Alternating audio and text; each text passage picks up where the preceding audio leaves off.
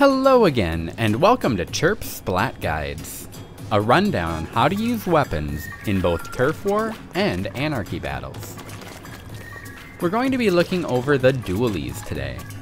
We won't go as deep into the variations this time, since their playstyle is at least ballpark to each other, but I'll go over the differences at least. To start with, we're going to look at the basic Dualies. The standard Dualies are mid to low range weapons with pretty average coverage. They have two reticles that fire alternately of each other.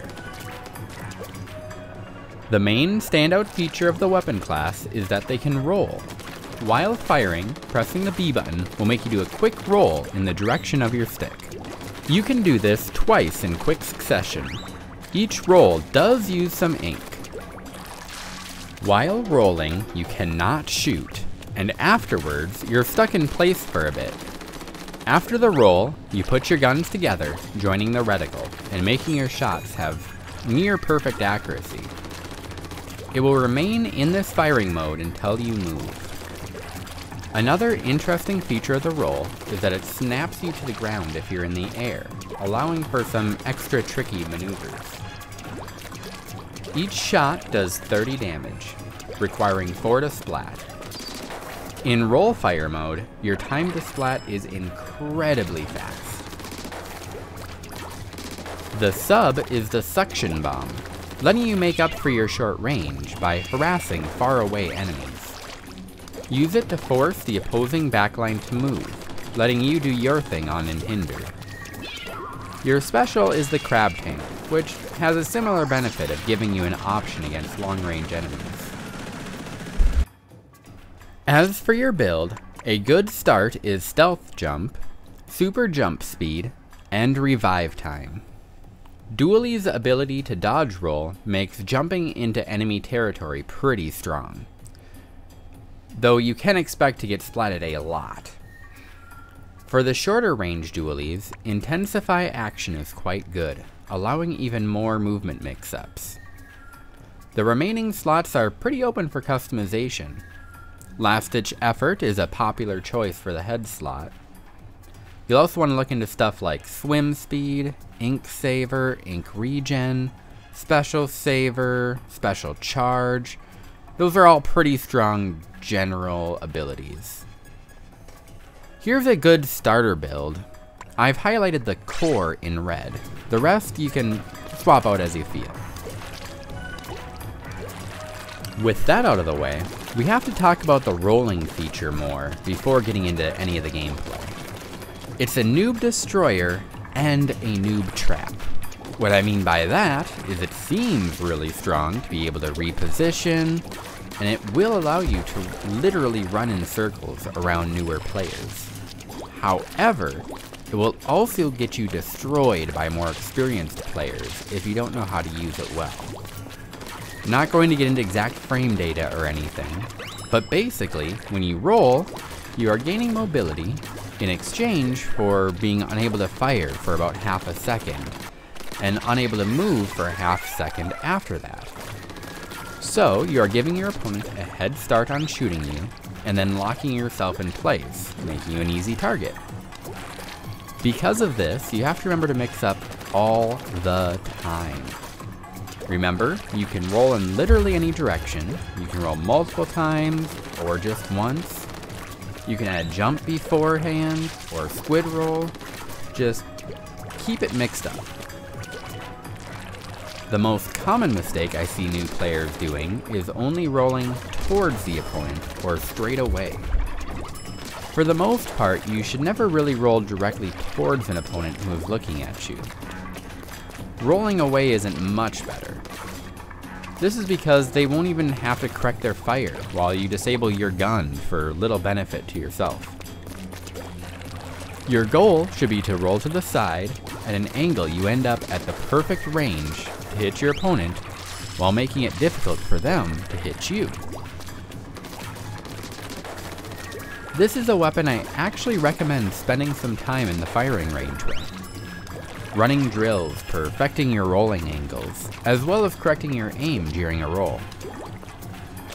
That was a lot of time in the gray room, Sorry about that, but knowing the basics is important to follow the gameplay for this weapon. One more thing though before we swap out. If you've enjoyed this tutorial, please do leave a like below. And if you want to see more, drop a sub as well. Alright, and with that out of the way, Turf War. With Dualies, you're basically acting as an assassin. Cover ground where you can, but to be completely honest, the areas you'll be coating will get recovered quickly. Use your advanced mobility to flank, outmaneuver, and surprise your enemies. If you're using the build I put earlier in the video, don't be afraid to jump to an ally no matter the situation. Stakes are low, and odds are there's only one enemy, and your roll will catch them off guard. In Anarchy, you'll act as both a frontline and flanker. For the initial objective rush, you can get your special pretty quickly with a little bit of spray and pray. This can help you get a quick lead in. For the rest of the game, you'll want to hang out in front, but pay attention to the battle as a whole. Look for areas with flank opportunities, a side route the enemy isn't paying attention to. Slip away and get behind them. You might end up getting splatted, but as long as you get more enemies, you can usually get back to your team and help with the ensuing push. The Dapple and Tetra Dualies are in the same class as the standard ones, and play similarly enough for the purpose of this guide. Tetra's main boon is that they allow you to make 4 dodges in a row, and you can shoot while rolling. They also have slightly longer range than the typical Dualies, getting really close to what I would consider a long-range weapon. The downside being that it has lower accuracy than most before your roll ends. So before you get in a fight, make sure to roll first to sharpen your reticle. It has the auto bomb for a sub, which has a pretty similar use to suction bomb, harassing entrenched enemies, and you also have the reef slider, which can deliver you immediately into the enemy's line. Meanwhile, the Dapples have a much shorter range, firing rate, and higher damage, with one of the fastest time to splats in the game. They do 36 damage and splat in 3 hits. You'll want to focus more on the flanking strategy with these. You'll be getting splatted a lot, rolling into danger, splatting as many as you can, then jumping back for more. The sub and special are tailor-made for this strategy. You have the squid beacon and the tactic cooler. Drop a beacon or 2 near the battle, drop a cooler, grab a drink, give your best battle cry, and run straight into the enemy. Thanks to the drink, you'll be able to immediately jump right back in for round 2. Don't be bothered by your KDA afterwards. Remember, that victory sign is what matters. Next, let's look at the longer range weapons. We'll start with the Squelchers, which is the first one many would think of. They have a lower fire rate, and it doesn't increase while in post-roll mode. However, they're quite accurate and have a long range. They also have mediocre ink coverage. They splat in 4 hits with 28 damage per hit, and you have a fairly straightforward loadout, with a splat bomb for flushing out enemies, and the wave breaker to track them. For your build, you should swap out stealth jump for something else, and if you have a lot of revive speed, you can probably cut that down to a single small one. One thing that gets overlooked when picking this weapon is that they also have a better roll than other Dualies. The roll goes further, as you go into a slide afterwards, and it doesn't have the half-second delay where you're stuck. You can also jump immediately after the roll, which is coined as jump tech. This allows for even more mix-ups. Another thing to keep in mind, when you roll, you'll likely want to be rolling away and to the side. This is to outrange the person you're fighting. There's exceptions to this, like when fighting with a further range than you, but for the most part it applies. Let's look at some gameplay. So in Turf War, you want to cover ground using your dual wield form. You have very good zone control. You're very mobile, so unlike a sniper or Splat, you want to entrench yourself. Look for raised areas near choke points and hold them down. Keep an eye on the map to see where enemies are traveling, cut them off, and splat them from beyond their range. In ranked play, you can afford to be a bit more stationary. Stay near the objective, keep an eye out for enemies that your front line might miss, and take them out.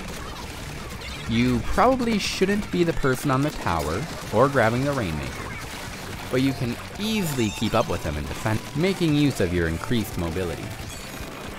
You can act as a team anchor if your team needs one, but you're losing out on some benefits of your weapon. The other dually that can be played similarly is the Glooga. This one is kinda like the 96 Gal. Not quite as long of a range as the Squelchers, and has a very low fire rate, but absurdly high damage. While in post-roll stance, your accuracy, range, and increases. Pre-roll, it splats in 3 hits. After roll, it can be in 2. Its sub is the Splash Wall, which fits it perfectly, and honestly makes the weapon. Your wall being up opens up so many options, letting you shoot from far away in relative safety. You can also use it to get a free roll in. As you throw it down, you can roll through it, leaving your opponent on the other side to get blasted. The special is the Booyah Bomb, which is a fantastic tool for pushing objectives. One thing I should mention, for your build, you want a lot more ink saving abilities.